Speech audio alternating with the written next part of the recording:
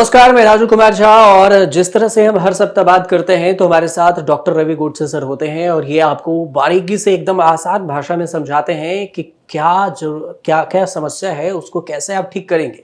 तो इस सप्ताह आप सोच रहे होंगे कि इस सप्ताह क्या कुछ बताने वाले हैं। तो आपको बता दें कि देश के प्रधानमंत्री नरेंद्र मोदी ने एक चीज का जिक्र किया। उन्होंने एंटीबायोटिक का जिक्र किया है कि कुछ लोग ऐसे होते हैं जो कुछ भी हो एंटीबायोटिक ले लेते हैं, ज्यादा एंटीबायोटिक खा रहे हैं और इस वजह से कई सारी ऐसी बीमारियां हैं जिस पर असर ही नहीं पड़ रहा है, असर ही नहीं कर रहा है एंटीबायोटिक। आप खाते जाइए लेकिन कोई असर नहीं होता। और इसी एंटीबायोटिक पे बात करने के लिए डॉक्टर रवि गोडसे सर हमारे साथ हैं। रवि सर, आपका न्यूज तक में बहुत बहुत स्वागत है। सर, प्रधानमंत्री नरेंद्र मोदी ने जिस हिसाब से अभी हम लोगों को बताया है कि आप एंटीबायोटिक का इस्तेमाल थोड़ा कम कीजिए, तो और इसका असर ज्यादा मतलब लोगों पर हो नहीं रहा, तो आप इस पर क्या कहेंगे सर कि लोग एंटीबायोटिक का इस्तेमाल धड़ल्ले से कर रहे हैं? प्रधानमंत्री मोदी कह रहे हैं कि एंटीबायोटिक तो ओवर यूज हो रहा है अभी। एकदम सही बात है। और मैं बहुत मुबारकबाद देता हूँ कि उन्होंने प्रकाश डाला इस चीज पर। लेकिन मेरा एक नन्ही शिकायत है हम्म। अंत में आखिर जनता पे ही आके कि जनता ने ये करना चाहिए। हम्म। ये ऐसी जगह है कि जहाँ गवर्नमेंट काफी चीजें कर सकता है और करना चाहिए, क्योंकि ये जनता की जिम्मेदारी है कि बाबा ऐसे एंटीबायोटिक नहीं खाए। लेकिन जनता भी क्या करे, अपने इधर ना कुछ एजुकेशन नहीं है, कुछ पता नहीं चलता, ऐसे काम चलता रहता है।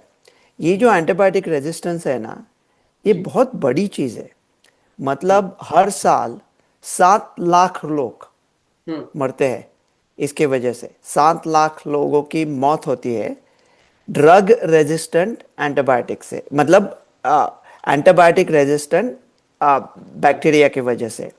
और कह रहे हैं 2050 तक हर हम्म। साल 1 करोड़ लोग मरेंगे। तो हम्म। ये कैसे होता है और क्यों होता है, और सिर्फ इंडिया में क्यों हो रहा है ज़्यादा? हम्म। क्या होता है ना, बैक्टीरिया होता है ना, वो होता है एक गुंडा या डाकू होता है। वो होता है गब्बर। ओके। हम्म। गब्बर तो एकदम बड़ा गुंडा हो गया। छोटे गुंडे भी होते हैं, तो छोटे गुंडे को छोटे मारने वाले लोग होते हैं, मतलब जैसे कि अमॉक्सिसिलिन है, एम्पिसिलिन है, ऐसे छोटे छोटे एंटीबायोटिक होते हैं। जी। लेकिन जो बड़े बैक्टीरिया होते हैं, जैसा कि कोई गब्बर है, हम्म। उसे मारने के लिए सिर्फ जय और वीरू ही चाहिए। ओके। हम्म।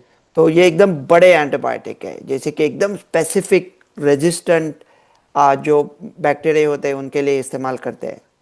लेकिन अपने यहाँ क्या होता है कि एकदम कोई छोटा चोर है, हम्म। कोई मामूली सांबा है जो भविष्य में गब्बर बनने वाला है। वो हम्म। सांबा आपके गली में साइकिल चुरा रहा है हम्म। और आपने बुलाया जय और वीरू को। हम्म। तो सांबा समझ जाएगा ना कि हम्म। जय और वीरू दिखते कैसे हैं, लड़ते कैसे हैं, बंदूक कौन सी इस्तेमाल करते हैं, उनकी कमजोरी क्या है, बसंती उनकी कमजोरी है। तो वो सब सांबा जान जाएगा। और जब सांबा गब्बर बनेगा तब आपके पास कोई चारा नहीं होगा। आपके पास ना जय होगा ना वीरू, क्योंकि जय और वीरू को तो गब्बर पहले से जानता है उनसे कैसे हम्म। लड़ना है। हम्म। तो ये जो बैक्टीरिया होते हैं, तो हम्म। वो सीख जाते हैं। जैसा हम लोग सीखते हैं, ह्यूमन हम्म। सीखते हैं, वैसा हम्म। बैक्टीरिया भी सीखते हैं। जैसा वो कोविड में उत्परिवर्तन हुए थे ना, म्यूटेशन हुए हम्म। थे, जैसा जी जी। वायरस सीखता है वैसा बैक्टीरिया सीखता है। हम्म। इसकी वजह से हम क्या करते हैं कि एंटीबायोटिक बड़े सोच समझ के देने चाहिए। कि ऐसा नहीं है कि किसी भी, अभी इंडिया में कहते हैं कि अगर कोई भी, वर्ल्ड हेल्थ ऑर्गेनाइजेशन का एक वॉच लिस्ट है हम्म। और वो वॉच लिस्ट में कुछ एंटीबायोटिक्स है कि जिनका जो यूज़ है वो हम्म। बहुत सोच समझ के होना चाहिए। वो हम्म। कहते हैं कि 55% यूज जो होता है हम्म। भारत के हॉस्पिटल्स में वो तो ऐसे ही होता है। मतलब ना उसका कोई कमिटी है, ना किसी ने देखा है। तो मैं आपको एक एग्जांपल देता हूँ। एक हम्म। एंटीबायोटिक है जिसका नाम है टिगेसाइक्लिन।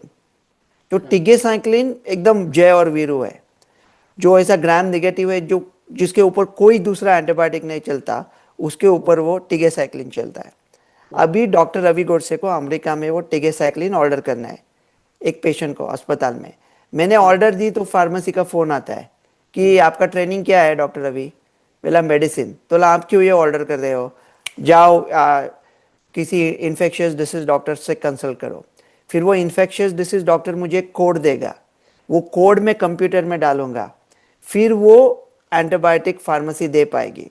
फिर इसकी जांच होगी कि कितने पेशेंट पे मैंने टिगेसाइक्लिन ऑर्डर किया है। फिर एक कमिटी बैठती है, वो कमिटी देखती है कि कितने पेशेंट में ये था, कितने पेशेंट में इसका इस्तेमाल हुआ। ये जो हमारी पिट्सबर्ग की जो कम्युनिटी है उसमें कौन से एंटीबायोटिक, कौन से बैक्टीरिया चलते हैं, उनका रेजिस्टेंस पैटर्न क्या है। फिर इसको एक कहते हैं कि अप्रोप्रिएट स्टूवर्डशिप कमिटी बोलते हैं, कि उनका कहना है कि ज़्यादा से ज़्यादा बैक्टीरिया को मारने के लिए कम से कम एंटीबायोटिक का इस्तेमाल हो। तो ऐसा नहीं है कि जिसकी ज़रूरत नहीं है वो एंटीबायोटिक का इस्तेमाल किया तो बैक्टीरिया सीख जाएगा। उससे कैसे लड़ते हैं? अगर हमें इंडिया में लेना है टिगेसाइक्लिन, तो आप क्या करोगे? डॉक्टर की भी जरूरत नहीं है। आप फार्मेसी में जाओगे, आपको कहोगे अरे बेटे 5 टिगेसाइक्लिन की शीशी और पिंटू जरा फटाफट 2 दाढ़ी के ब्लेड्स भी दे दो और हो जाएगा। मतलब इसमें कोई, और क्या होता है ना कि अगर पेशेंट आता है डॉक्टर के पास, और अपने प्रधानमंत्री कह रहे थे कि डॉक्टर के साथ बात करो, लेकिन डॉक्टर का भी ट्रेनिंग देखना चाहिए ना कि डॉक्टर को, बिल्कुल। और ऐसा नहीं बड़ा डॉक्टर है, ऑर्थोपेडिक डॉक्टर है, हम्म। और ऑर्थोपेडिक डॉक्टर के अस्पताल में आप भर्ती हो, आपका नी का सर्जरी हुआ है और आपको यूरिन में परेशानी होने लगी, तो ऑर्थोपेडिक डॉक्टर भी लिख देगा आपको एंटीबायोटिक। अरे ऑर्थोपेडिक डॉक्टर को क्या पता है हाँ। एंटीबायोटिक के बारे में? तो जिसको पता है उसे करना चाहिए ना। तो और और लोग क्या करेंगे? मतलब वो हर एक फैमिली में ना कोई तो ऐसा उनको एडवाइस देने वाले लोग होते हैं। फिर ये डॉक्टर के पास गए और 2 घंटा बैठे और 400 रुपये दिया उसको, उसने कुछ नहीं, दवाई भी नहीं दी। तो कहते हैं इंडिया में अगर आप कोई डॉक्टर के पास गए कह कह के कि आपको इन्फेक्शन है, तो 70% लोगों को तो एंटीबायोटिक नहीं मिलेगा। ये बहुत ज़्यादा है। ये 5 या 10% लोगों को मिलना चाहिए, ये 70% लोगों को मिलता है। और डॉक्टर भी क्या करेंगे? वो दूसरे पेशेंट दूसरे डॉक्टर के पास चले जाएंगे कि वो डॉक्टर ने 2 घंटा बिठाया, दवाई नहीं दी, तो ये डॉक्टर दवाई देता है, फिर वो दवा खाते रहेंगे। और क्या होता है ना कि अगर कोई गरीब आदमी है और उसको दवा लिख दी एंटीबायोटिक की, तो वो जो एंटीबायोटिक होता है बैक्टीरिया को मारने वाला, वो पूरे डोज में लेना चाहिए ना। अगर 5 दिन वो डोज से आ रहा है और वो बैक्टीरिया धीरे धीरे सीख रहा है कि वो एंटीबायोटिक से कैसे लड़ना है, तो 2 दिन के बाद पैसा खत्म। तो अगर पैसा खत्म हुआ तो आप कहोगे कि एंटीबायोटिक भी बंद करेंगे।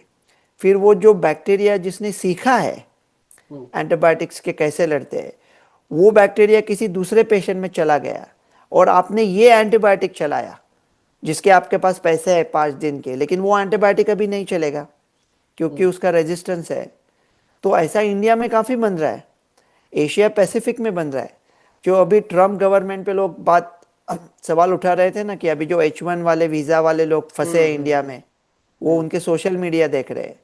कल अमेरिका कहेगा कि इन्फेक्शन देखो, आप कहोगे अरे हम इंडिया में क्या करते हैं, आप अमेरिका में बैठे हो, आपको क्या फ़र्क पड़ता है? एयरप्लेन नाम तो सुना होगा। अरे एयरप्लेन में बैठ के अभी लोग कहीं पे भी जा सकते हैं ना। तो ऐसा जो super super super bug resistant है, वो कोई यहाँ से वहाँ लेके आया और अमेरिका में फैल गया, तो फिर क्या करेंगे? मतलब ऐसा नहीं। अभी यूरोप में क्या होता है ना, अगर किसी कोई बड़े इंडस्ट्रियलिस्ट है, ओके, और उसका कुत्ता है और उसको एक एंटीबायोटिक देना है, तो यूरोप में नहीं दे सकते। कुछ जो स्पेशल एंटीबायोटिक्स है जो हाईली रेजिस्टेंट बैक्टीरिया के लिए इस्तेमाल होते हैं, वो कुत्तों में हर हालत में नहीं इस्तेमाल कर सकते, वैसा नियम है। तो अपने इधर कुछ कानून भी होना चाहिए ना। और क्या होता है ना कि ये कहते हैं कि लोग एंटीबायोटिक लेने के पहले डॉक्टर के साथ बात करें, ठीक है? तो अगर बैंक में खाता खोलने के लिए 3 महीना मगजमारी करनी पड़ती है, तो क्या फार्मेसी में नहीं कर सकते? ऐसा रूल करे कि बिल्कुल। किसी भी फार्मेसी ने प्रिस्क्रिप्शन के बगैर एंटीबायोटिक दिए तो उनको 10,000 फाइन। पता क्या होगा? हाँ। कुछ नहीं होगा। कुछ वो जब हाँ वो तो इंस्पेक्टर खैर। आएगा तो कहेंगे अरे पिंटू बेटे 2 चाय लेके आ, बैठे हैं, बात होंगे। वो इंस्पेक्टर की फैमिली अमीर होगी, अपने को लोगों को कुछ फर्क नहीं पड़ेगा। ये इसमें सब एजुकेशन लगता है, वो जिम्मेदार सिटीजन्स लगते हैं, तो ऐसा कुछ होने वाला नहीं है। तो इसमें सरकार कुछ कर सकती है।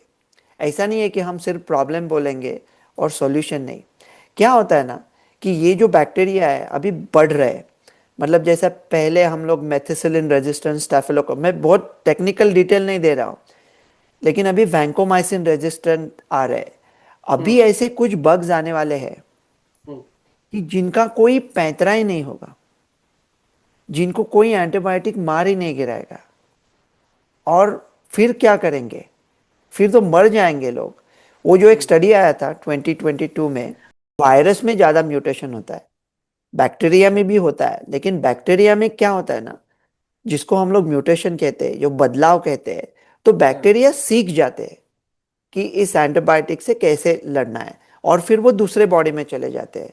तो जैसा ये हुआ, जैसा कोविड आया, यू नो, हाँ। हाँ। तो इसलिए हम लोग यूरोप में कहते हैं कि अ, जानवरों में कुछ एंटीबायोटिक्स का इस्तेमाल ना हो। और क्या होता है कि ऐसा कोई बग आया जो सुपर बग है, कि जिसका कोई इलाज ही नहीं है, फिर हम क्या करेंगे? 2022 में एक स्टडी आया था, वो थोड़ा इंडिया को हमेशा नीचा दिखाते हैं, ये यूरोपियन स्टडी, वो भी ठीक है। लेकिन उन्होंने कहा कि उन्होंने एक 4-5 कंट्रीज का ग्रुप देख लिया और कह रहे थे जो 80% एंटीबायोटिक्स है, हम्म। जो स्पेशलाइज एंटीबायोटिक्स है, वो इंडिया ने उठाए थे अकेले ने। अकेले इंडिया ने 80% एंटीबायोटिक्स उठाए थे।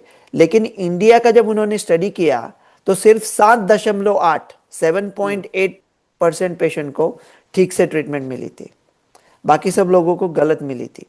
तो ये जो 15 लाख इन्फेक्शन हुए थे bacteria resistant, antibiotic resistant bacteria से, और सिर्फ 1 लाख लोगों को बराबर ट्रीटमेंट मिली थी। हमारे पूर्वजों ने बनाया था आयुर्वेद में। लेकिन अभी नए मॉडर्न जमाने में एक एंटीबायोटिक का नाम बोलो, एक दवाई का नाम बोलो जिसकी खोज इंडिया में हुई थी, तो 5 साल बाद पूरे विश्व की हेडलाइन में मेरे भारत का नाम आना चाहिए कि ये सुपर बग को मारने वाला एंटीबायोटिक इंडिया में बना है, और सब विश्व को सस्ते में बेच रहे हैं। सिर्फ बचेंगे नहीं, बेचेंगे भी, ऐसी सोच होनी चाहिए। और उसके लिए इंस्टीट्यूशन लेवल की इन्वेस्टमेंट लगेगी, गवर्नमेंट ने पैसा डालना चाहिए। ये 50-60 हज़ार करोड़ रुपए डाल दो किसी कॉलेज में और बनाओ फार्मेसी कॉलेज, और उनको को बच्चों ये पैसा ले लो, मजा करो, और ढूंढो, कुछ खोज निकालो, ये ड्रग रेजिस्टेंस कैसा होता है, नए एंटीबायोटिक बनाओ, विश्व को पढ़ाओ, विश्व को सिखाओ। ऐसा कुछ होना चाहिए। ये सिर्फ लोग जिम्मेदारी से काम करें, इससे क्या फर्क पड़ने वाला है? कुछ नहीं होने बिल्कुल वाला। बिल्कुल बिल्कुल। सर एक जो मैं एक रिपोर्ट आपको मैं बता रहा हूँ, पहले आईसीएमआर ने एक रिपोर्ट पब्लिश किया। आईसीएमआर की रिपोर्ट ये कहती है कि भारत में कई जो आम संक्रमण है उसके इलाज में होने वाले जो एंटीबायोटिक का इस्तेमाल हम कर रहे हैं वो अब उतनी असरदार नहीं है। ख़ास करके तब जब जैसे यूरिन इन्फेक्शन, जैसे यूटीआई का हो, निमोनिया हो, सांस लेने में जो जिनके समस्या है, या फिर सांस से संबंधित जो संक्रमण है, या फिर वाउंड जो इन्फेक्शन है, घावों को लेकर इन्फेक्शन है, इन सब में जो दवा है, जिस एंटीबायोटिक का इस्तेमाल कर रहे हैं उसका असर कम होता जा रहा है। तो इसका मतलब साफ ये है कि ये अगर ये स्थिति रही तो फिर भविष्य में साधारण इन्फेक्शन का या फिर जो ट्रीटमेंट है वो थोड़ा मुश्किल हो सकता है। तो ये आईसीएम, हाँ, और ये आईसीएमआर कह रहे हैं सर, ये अगर आईसीएमआर की रिपोर्ट ये कह रही है तो हमारे मन में भी सवाल ये है कि क्या सारे एंटीबायोटिक जो हैं वो खराब होते हैं, या फिर क्या हर बुखार में एंटीबायोटिक लेना जरूरी है, हर या बुखार फिर में हम। एंटीबायोटिक लेना जरूरी नहीं है, क्योंकि बुखार काफी वायरल होता है। वायरल में एंटीबायोटिक लेके क्या करोगे? हम्म। तो हम्म। इसमें थोड़ा एजुकेशन की जरूरत है, अनुशासन जी। की जरूरत है। हम्म। लोग सोचेंगे कि मुझे दिया ही नहीं दवा। हर फैमिली जाती है तो फैमिली के 3 सलाहकार होते हैं, गोपी हम्म। चाचा, हौसा मामी और अब्दुल मियाँ। वो हम्म। कहते हैं अरे अगले बगल में तो 500 रुपये में काम होता है, तो वहां पहुंच गए 500 रुपये में। फिर वो कहेंगे 200 रुपये में सिर्फ 2 दिन की दवा लेंगे। तो ऐसा सब तो चलता रहेगा। ये तो आईसीएमआर कर रहा है, उससे प्रॉब्लम बहुत बड़ा है इंडियन लोगों को मार नहीं रहा है क्योंकि हम लोग जूझने के लिए काफी समर्थ है, हमारा इम्यूनिटी अच्छा है, इसलिए इंडियन लोग बचे हैं। लेकिन ये सुपर बग्स तो अभी आएंगे, आते रहेंगे, और ये प्रॉब्लम बढ़ता रहेगा। तो सर एंटीबायोटिक वैसे लेनी कब चाहिए, अगर आपके अनुसार से कोई एक ऐसा पैरामीटर्स या कोई ऐसा है? एंटीबायोटिक लेनी चाहिए या नहीं लेनी चाहिए, हाँ, उसका फैसला डॉक्टर ने करना चाहिए, जिस डॉक्टर को इस एंटीबायोटिक के बारे में पता है। तो ठीक है। आपको ये भी पता चलना होना चाहिए वो डॉक्टर की डिग्री क्या है, उसकी हम्म। ट्रेनिंग क्या है, वो तजुर्बा हम्म। क्या है। अरे डॉक्टर छोड़ो, हम फार्मेसी के पास जाते हैं, हम्म। और हमारे यहाँ क्या होता है ना, हम्म। ये हमारा एक नैसर्गिक एक ये समस्या है, ये नेशनल ट्रेट है हमारा। हम्म। मैं गया था किसी आदमी के पास, वो इतिहास का प्रोफेसर था, और मैं बच्चा था, हम्म। हम्म। मतलब नौजवान था, मोटरसाइकिल चला रहा था। हम्म। मैंने कहा इतिहास के प्रोफेसर को, मेरे मोटरसाइकिल के ब्रेक्स नहीं लगते। हम्म। बोला बच्चे जोर से दबा के देखो, बेटे जोर से दबाओ। अरे तू इतिहास का प्रोफेसर है ना, तो तू इतिहास पढ़ा ना, तू मोटरसाइकिल के ब्रेक्स पे बारे में क्यों बोल रहा है? तो हम ना नहीं कहेंगे, किसी को भी पूछा तो कुछ ना कुछ वो बोलने वाला है, और फिर वो व्हाट्सएप पे आएगा, ऐसा चालू रहता है। हाँ मतलब सर, तो इसमें जो मतलब मैं जहाँ तक सर आपने जो बताया है उसमें से पता चला कि क्या सबसे बड़ी गलती तो आम लोग ही कर रहे हैं कि बिना डॉक्टर के सलाह के मेडिसिन ले लेते हैं जाकर। अरे चीजें कि लेकिन थोड़े आम से लोगों को वायरल। एजुकेशन की जरूरत है। हाँ और बिल्कुल, जैसा अगर एजुकेशन। बैंक, मुझे जाके बैंक में खाता खोलना है, 5 मिनट में खोल सकता हूँ? नहीं, नहीं नहीं उसके नहीं, लिए बिल्कुल। बाबूगिरी लगेगी। तो हाँ। जहां बाबूगिरी नहीं होनी चाहिए, हाँ। देखो वो कोविन करके एक ऐप बनाया था ना, हाँ, कोरोना वो काल में। वैक्सीन के बाद पूरे विश्व को चाहिए, किसी ने नाम भी नहीं सुना था, लेकिन वो हम्म। डिजिटल ऐप बनाया था। Okay, right. तो अगर कोई एंटीबायोटिक है, टिगेसाइक्लिन है, हम्म। या कोई दूसरा है, आर्टापेनम है, हम्म। या टैजोबैक्टम है, तो वो एंटीबायोटिक्स का, लेनेजोलिड है, कोई भी है, ओके, हम्म। हम्म। डेप्टोमाइसिन है, तो वो एंटीबायोटिक्स बहुत कम जगह पे होता है, इंडिया में बड़े अस्पताल में होता है। तो वो एंटीबायोटिक को डिजिटल टैग करें, हाँ। तो एक कंप्यूटर में बैठा आदमी हाँ। पता कर सकता है कि पूरे इंडिया में बैचेस कहाँ हैं, उनमें जाली बैचेस कौन से हैं, वो कहाँ से आ गए, कौन से अस्पताल में कितने इस्तेमाल हुए, कौन से डॉक्टर ने कितने इस्तेमाल किए। या आपको 2 मिनट में वो डिजिटल टैग लगा सकते हैं, आप हर टिगेसाइक्लिन या हर इसी एंटीबायोटिक पे बैच पे। गवर्नमेंट बहुत कुछ कर सकता है, जहां नहीं करना चाह रहे, 2 रुपए का दूध खरीदना है तो ये ओटीपी, जीटीपी, जीएसटी, टीटीपी, ये क्या अंग्रेजों के, अंग्रेज चले गए सब अल्फाबेट्स लेके बैठे हैं, अंग्रेजों ने सिखाए हुए एबीसी डीबीडी, ये कुछ देना पड़ता है 3 रुपए का दूध खरीदने के लिए। और वो बिल्कुल। टिगेसाइक्लिन है जो लोगों को मार रहा है, एंटीबायोटिक हम्म। का रेजिस्टेंस बना के, वो कोई भी उठा रहा है, पिंटू जा बेटे लेके आओ, ये तो कुछ करना चाहिए ना। ये लोग, इसमें पब्लिक क्या करेगी? इसको गवर्नमेंट को कुछ करना चाहिए, गवर्नमेंट को कुछ कंट्रोल लाना चाहिए।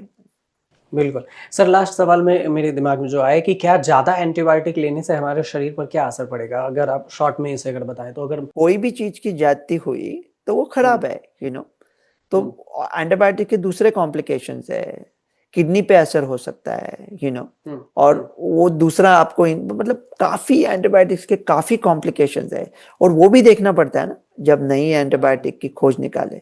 तो मेरा यही कहना है, जो जो स्पेशलाइज एंटीबायोटिक्स है जी। उनको डिजिटल टैग करे। हम्म। फार्मेसीज को तो ये कुछ इंस्पेक्शन वगैरह होने वाला नहीं है।